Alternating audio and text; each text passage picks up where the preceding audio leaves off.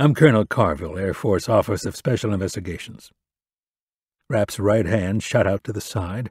He snapped his fingers, and the man behind him placed an envelope in his palm. Rapp retrieved the letter from the envelope and held it up so the young airman could read it. "This is from the Secretary of the Air Force," Rapp said in a commanding, clipped voice, "authorizing me to take temporary command of this interrogation facility. Do you have any questions, Jackson?" The young airman nervously shook his head from side to side. "No, sir." "Good." Rapp turned to Nash and eyeballed him from head to toe. Nash was wearing an olive drab flight suit with no name or rank. "Who are you?" Nash grinned. "I'm afraid that's on a need-to-know basis, Colonel." "OGA," Rapp said in disgust. The acronym stood for Other Government Agency, which was a euphemism for the CIA.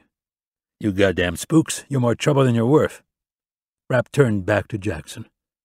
"You're on duty until 0700? "That's correct, sir." "Follow me, you too," he said to Nash. Rapp led them back through the doorway. There were offices on the left and the right.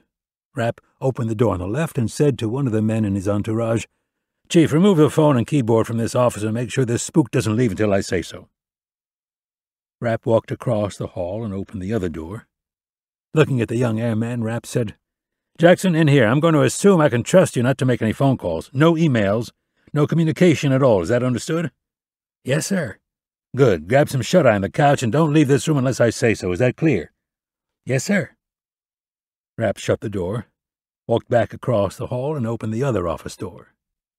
Nash was standing on the other side with a big grin on his face. The two men shook hands and then walked back down the hallway past the control room and into a small cafeteria. 4 of the 5 men who had entered with Rapp were waiting. Nash walked up to the oldest man in the group and extended his hand. "General Dostum, thank you for making the trip." At 5'8", the general was 4 inches shorter than both Nash and Rapp. His most striking feature was the contrast between his black beard and close-cropped gray hair. The former Northern Alliance general slapped Nash's hand away and gave him a big hug. He laughed and in heavily accented English said, "I would do anything for you, Mike." Nash had been the first American to meet with General Dostum after the assassination of Northern Alliance commander Ahmad Shah Massoud. He paved the way for the arrival of warriors from the U.S. Army's 5th Special Forces Group and an eventual offensive that dislodged the Taliban from the north. Dostum had been a ruthless warlord and one of Afghanistan's largest exporters of opium, but he was also very loyal to those who had helped him wrest his land from the Taliban and al-Qaeda. Nash regarded Dostum and said, "Even if it means getting you in trouble with the U.S. military?" "Your military has more important things to be concerning itself with. It would be wise for them to turn all prisoners over to me." "Wouldn't that be nice?" Rapp looked at his watch and said, "General, we're a little short on time. To be safe, we should be finished and out of here by 0600. That leaves us about 5.5 hours. Rapp turned his attention to Nash. "You want to cover anything before we get started?" Nash had put a lot of thought into the best way to utilize their time.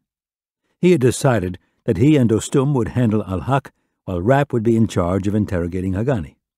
They'd already gone over their strategy, but with Rapp involved, Nash felt one thing bore repeating. "Remember, no marks." "How do you expect me to get him to talk?" Rapp complained. "Be creative." "I can't just shoot him in the knees?" General Dostum nodded enthusiastically at the idea. The two of them made Nash very nervous. "Guys, we can't leave any marks." Rapp smiled. "Don't worry. I brought along something special." Rapp looked across the room and said, "Marcus,